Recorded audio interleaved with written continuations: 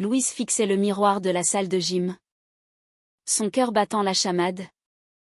Quand Juliette, son coach, murmura d'une voix rauque, « Nous devons parler ».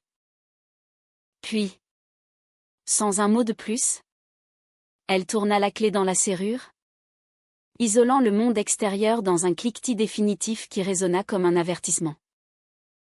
L'air sembla soudain plus lourd, chargé d'une tension invisible qui fit frissonner Louise, piégée entre le désir et la peur. Barcelone bruissait au dehors, avec ses rues animées par les touristes et les locaux qui profitaient du soleil couchant sur la Méditerranée. Mais ici, dans cette petite salle de fitness nichée au cœur du quartier gothique, le temps s'était arrêté. Louise, une jeune Française expatriée de 28 ans, était arrivée en Espagne 2 ans plus tôt pour fuir un passé parisien trop étouffant. Architecte de formation, elle avait trouvé un poste dans une agence locale, mais c'était au gym que sa vie avait vraiment basculé. Juliette, 35 ans, était la coach vedette de l'endroit, une femme au corps sculpté par des années de discipline, aux yeux bruns perçants et à la voix chaude qui portait l'accent du sud de la France, où elle avait grandi avant de s'installer à Barcelone pour une nouvelle vie. Louise s'était inscrite au cours de Juliette par pur hasard, cherchant à évacuer le stress de ses longues journées de travail. Au début, ce n'était que des regards fugaces, des compliments sur sa forme physique, des rires partagés après un exercice épuisant. Mais rapidement, quelque chose de plus profond s'était insinué. Juliette, avec son charisme magnétique, avait une façon de la toucher, un ajustement de posture, une main sur l'épaule qui faisait naître des frissons interdits. Louise, qui avait toujours cru être hétérosexuelle, se surprenait à rêver d'elle la nuit, à guetter ses sourires pendant les sessions. Ce soir-là, après le dernier cours, Juliette avait demandé à Louise de rester.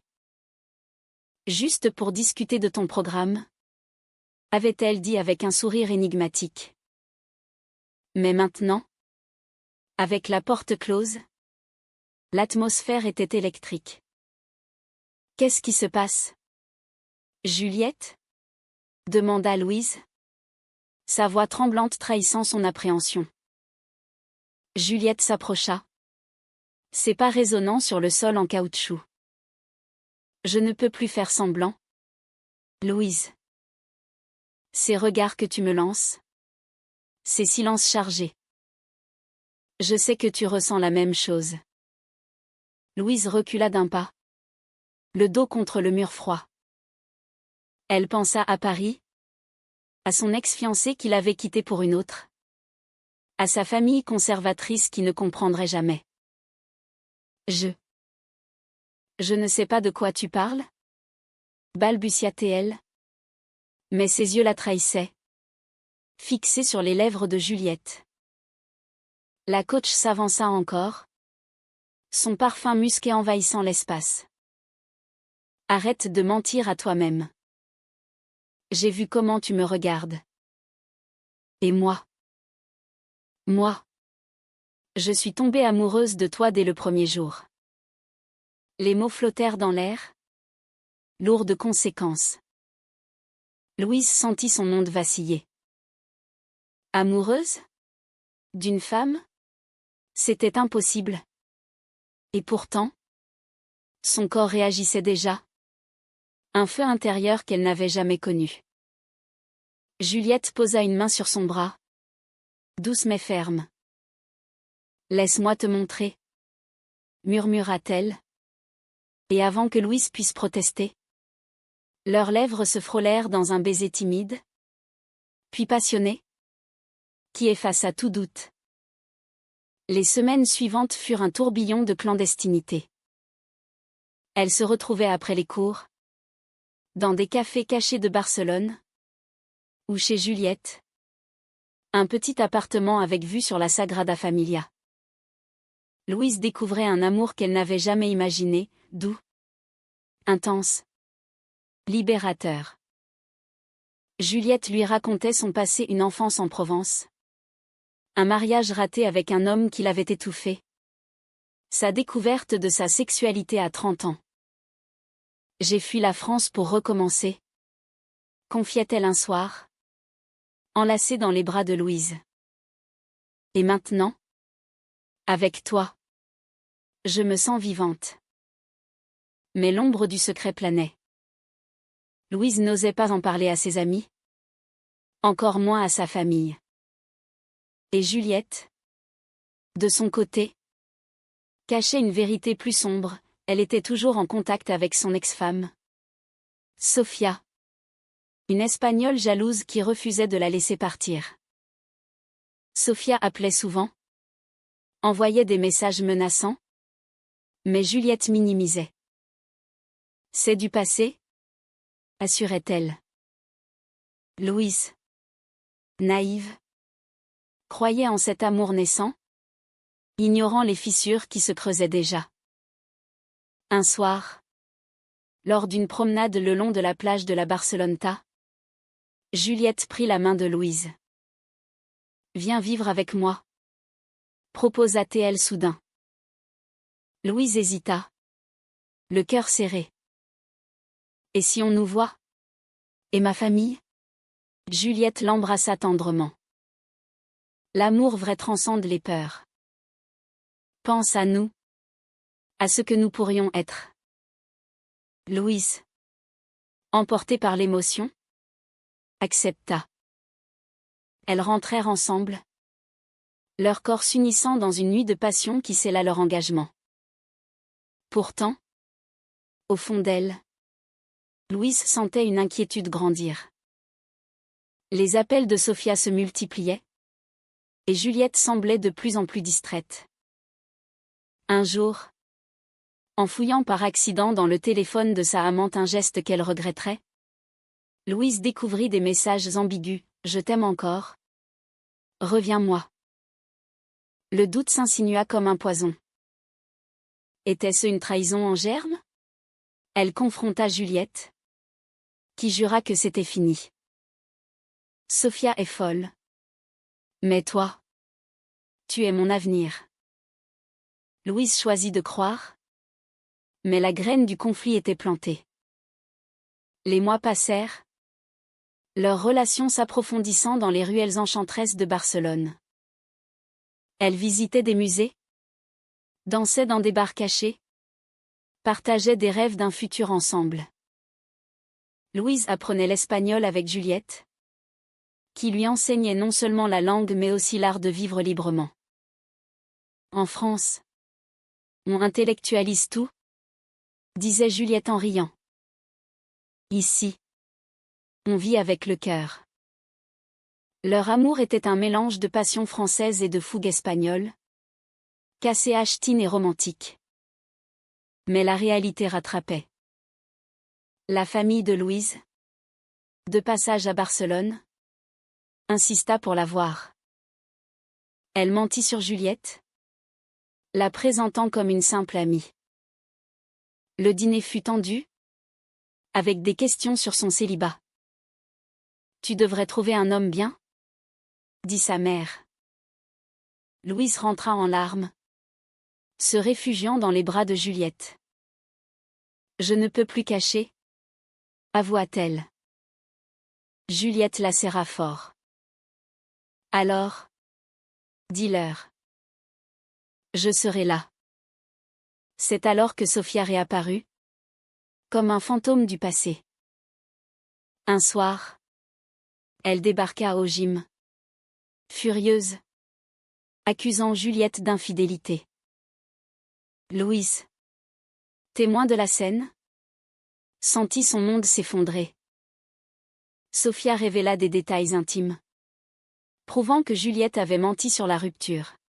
« Elle m'a promis de revenir, » hurla-t-elle. Juliette, pâle, tenta de s'expliquer. Mais le mal était fait. Louise s'enfuit, le cœur brisé, laissant derrière elle un amour qu'elle croyait éternel. Louise erra dans les rues de Barcelone toute la nuit, les larmes coulant sur ses joues tandis que les lumières des Ramblas scintillaient comme des moqueries. Comment avait-elle pu être si aveugle? Juliette, qu'elle avait idolâtrée, n'était qu'une menteuse? Une traîtresse qui jouait sur deux tableaux. Le lendemain, elle évita le gym. Se terrant dans son appartement, ignorant les appels incessants de sa amante. Juliette, de son côté, était dévastée. Elle avait effectivement gardé contact avec Sophia. Non par amour, mais par culpabilité. Sophia, manipulatrice, l'avait piégée dans un chantage émotionnel, menaçant de révéler son orientation à sa famille conservatrice en France. Je voulais te protéger, Louise, se dit-elle en fixant le plafond. Mais maintenant, tout était ruiné. Elle décida de confronter Sophia une fois pour toutes. La rencontre eut lieu dans un café sombre du Raval. Sophia, une femme de 32 ans aux cheveux noirs ondulés et aux yeux verts perçants, arborait un sourire victorieux. Tu es à moi, Juliette. Oublie cette petite Française. Juliette, tremblante de rage, répliqua, c'est fini. Sophia. J'aime Louise. Laisse-moi partir. Sophia rit amèrement. Tu crois que c'est si simple? J'ai des preuves de nos nuits ensemble. Je peux tout détruire. Juliette quitta le café, le cœur lourd, sachant que la bataille ne faisait que commencer. Pendant ce temps, Louise luttait contre ses démons. Elle repensait à leur première nuit, à la tendresse de Juliette, à ses promesses chuchotées. Était-ce tout faux? Elle appela une amie parisienne, confessant enfin son amour pour une femme. Je suis perdue, sanglota-t-elle. L'amie, compréhensive, l'encouragea, l'amour n'a pas de genre. Batte-toi si tu l'aimes. Inspirée, Louise décida de donner une chance à Juliette. Elles se retrouvèrent dans un parc, sous les palmiers de la Ciutadella. Juliette arriva, les yeux rougis. Pardon, Louise. Sophia m'a manipulée. Mais je n'ai jamais cessé de t'aimer. Elles parlèrent des heures, déversant leurs peurs et leurs secrets. Louise, touchée par la vulnérabilité de Juliette, pardonna partiellement. Mais plus de mensonges, exigea-t-elle. Elles s'embrassèrent sous le soleil couchant, recommençant sur des bases fragiles. Leur relation reprit, plus forte mais marquée par la méfiance. Elles voyageaient ensemble, découvrant les villages andalous, se perdant dans les flamencos passionnés de Séville. Juliette apprenait à Louise à danser, leur corps se frôlant dans une intimité renouvelée. Tu es ma muse, murmurait Juliette. Louise, épanouie, envisageait même de venir à Haute à sa famille. Pourtant, Sophia n'abandonnait pas. Elle envoya des photos compromettantes à Louise, anonymement, ravivant la douleur. Louise confronta Juliette à nouveau, hurlant « Comment puis-je te faire confiance ?» Juliette, en larmes, avoua tout, le chantage, la peur. « Aide-moi à m'en libérer » supplia-t-elle. Ensemble, elles décidèrent de porter plainte contre Sophia pour harcèlement. Le processus fut épuisant, impliquant police et avocats. Louise soutint Juliette, leur amour se forgeant dans l'adversité. Elles passèrent des nuits à se consoler, à rêver d'un futur sans ombre. Nous sommes plus fortes ensemble, disait Louise, embrassant les cicatrices émotionnelles de Juliette. Mais le climax approchait. Sofia, furieuse d'être dénoncée, organisa une confrontation publique au gym. Devant les clients, elle accusa Juliette d'être une menteuse, révélant leur passé. Le scandale éclata, Louise se retrouvant au centre. Humiliée, elle défendit Juliette, l'amour n'est pas un crime. Les clientes, touchées, applaudirent, transformant la honte en triomphe. Juliette quitta son job. Et elles décidèrent de partir pour Madrid, recommençant à zéro. Là, dans la capitale vibrante, elles trouvèrent une communauté LGBT accueillante. Louise contacta sa famille, révélant la vérité dans une lettre émouvante. À sa surprise, sa mère répondit, « Si elle te rend heureuse, c'est tout ce qui compte. » Leur vie devint un havre de paix. Juliette ouvrit son propre studio de yoga. Louise prospéra dans son architecture. Elles adoptaient des routines simples, promenades au retiro, dîner romantique avec vin espagnol. Leur amour, forgé dans le feu, était maintenant un phare de résilience. Pourtant, un soir, Juliette reçut un appel de France, sa mère était malade. Elles rentrèrent ensemble, affrontant le passé. À l'hôpital, Juliette présenta Louise comme sa compagne. La famille, d'abord choquée, s'adoucit en voyant leur dévotion. « Vous êtes belles ensemble », admit la mère de Juliette sur son lit de mort. De retour en Espagne, elles se marièrent dans une cérémonie intime sur une plage catalane. Louise, en robe blanche, Juliette en tailleur élégant, échangèrent des vœux chargés d'émotion. « Tu m'as sauvée ?» dit Juliette. « Non. Nous nous sommes sauvés mutuellement, » répondit Louise. Mais la vie n'est pas un conte de fées. Des années plus tard, des tensions ressurgirent, le travail, les routines. Sofia refit surface. Repentante, demandant pardon. Juliette, forte, la rejeta définitivement. Louise, jalouse un instant, réalisa que leur lien était incassable. Les années filaient comme le vent sur la Costa Brava, où Louise et Juliette passaient souvent leur week-end, enlacées face à la mer. Leur mariage, célébré 5 ans plus tôt, avait scellé un amour qui avait survécu aux tempêtes. Pourtant, des nuages sombres s'amoncelaient à nouveau. Juliette, absorbée par son studio de yoga en pleine expansion, rentrait tard, distante. Louise, promue dans son agence d'architecture, se sentait négligée. Un soir, lors d'un dîner aux chandelles qu'elle avait préparé, Louise confronta Juliette. « Tu es ailleurs ? Ces temps-ci. Est-ce que Sofia est revenue ?»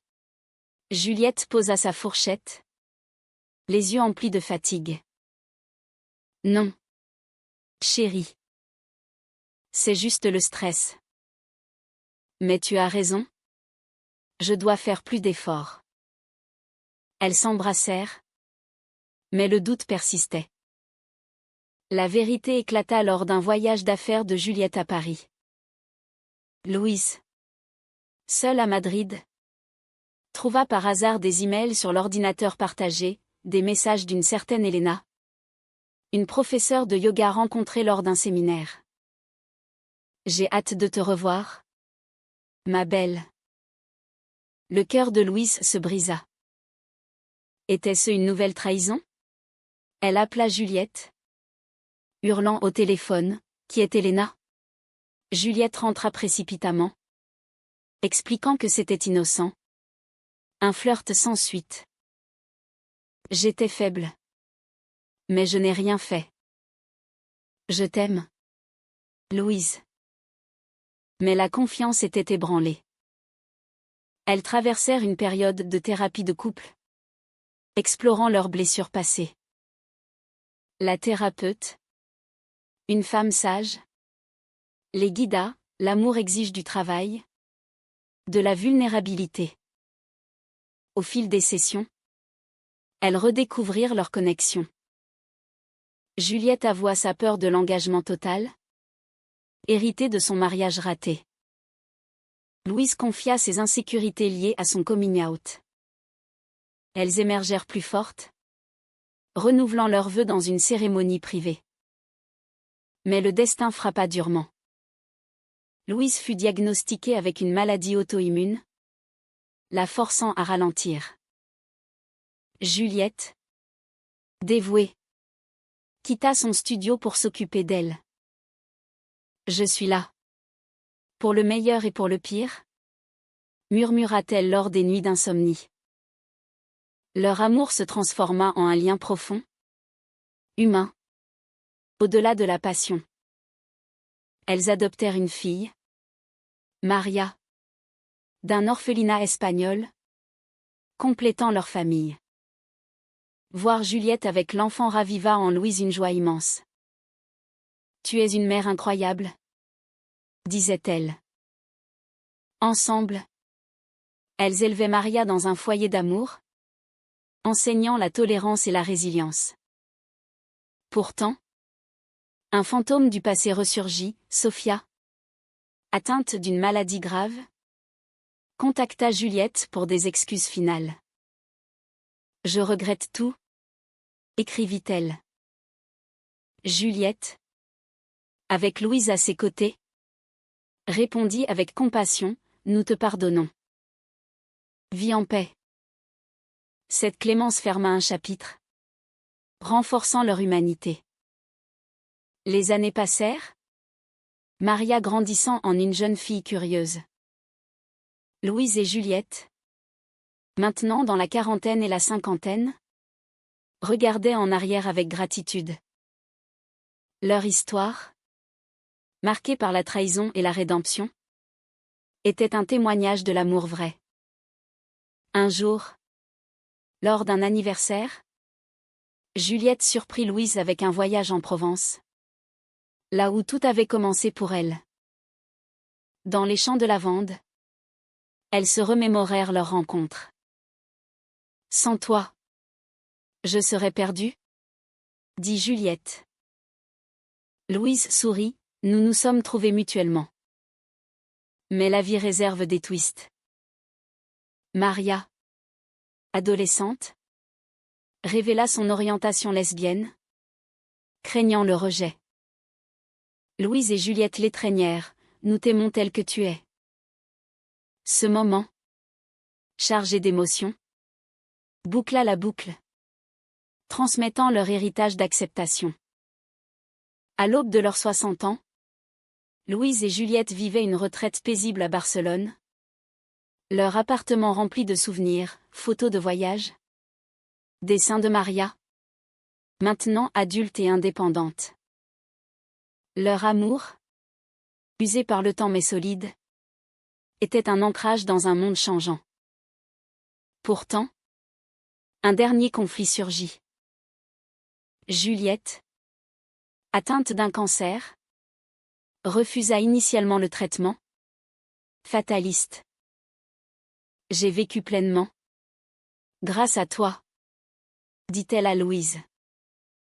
Celle-ci, dévastée, insista, « Bats-toi. Pour nous. » Elles affrontèrent la maladie ensemble, avec des chimios épuisantes et des moments de tendresse infinie. Durant ces mois, elles se rappelèrent leur hook initial, la porte close au gym. Ce baiser volé qui avait tout changé. « Je referai tout, » murmura Juliette un soir, faible mais souriante. Louise, tenant sa main, répondit, « Moi aussi. Tu es mon tout. » Maria revint pour aider, formant un trio uni.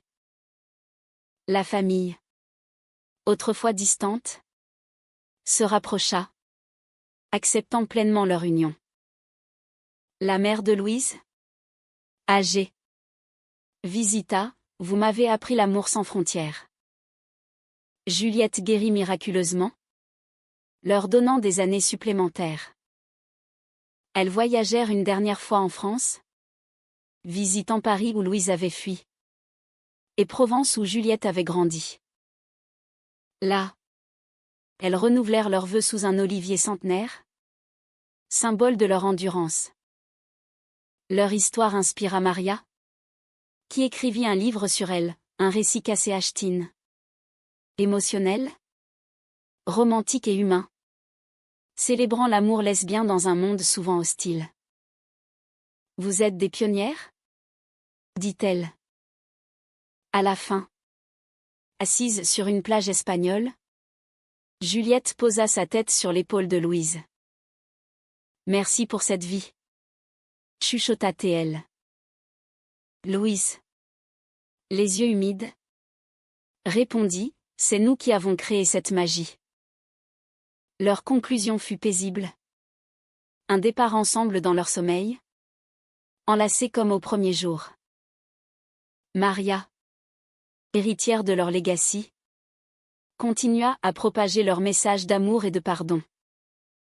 Ainsi se termina une saga d'amour, de trahison et de rédemption, prouvant que le cœur humain, malgré ses faiblesses, peut transcender tout.